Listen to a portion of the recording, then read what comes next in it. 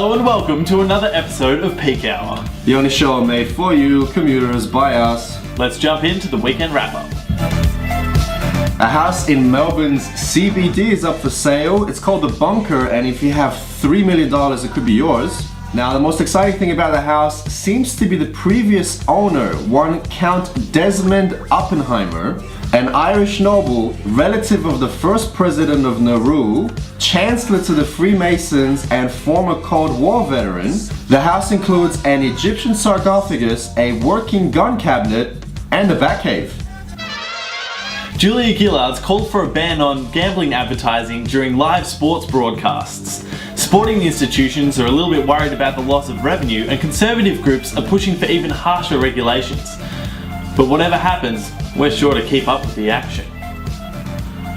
Remember last week when we said that the Melbourne Motor Show had been cancelled? Well, there's more bad news for driving fans in Australia. Ford have announced that they're going to be closing their factories, leading to 1,200 redundancies and the death of the Ford Falcon.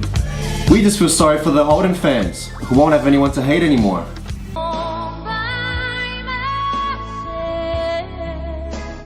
There's light at the end of the tunnel as the major telcos have banded together to make sure that commuters have 3G connectivity in Melbourne City Loop.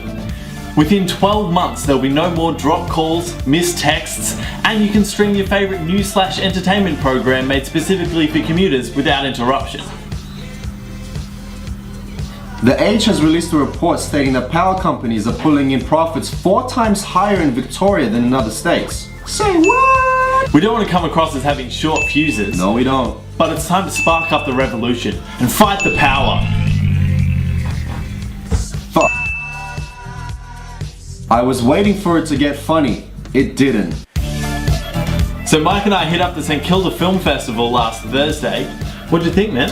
Look, I thought some of the films were really great, some of them not so great. I loved Julian, that was the perfect way to finish. I thought that film was brilliant. If you have a chance to look it up online, please do. Explosions was fantastic, and yeah, it was a great sample of things to come that are being shown this week.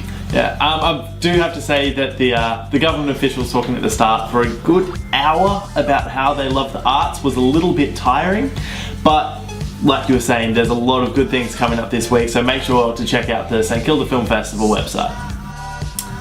So that brings us to the end of another Peak Hour episode. Thanks for tuning in. Make sure you hit us up on Facebook and or Twitter.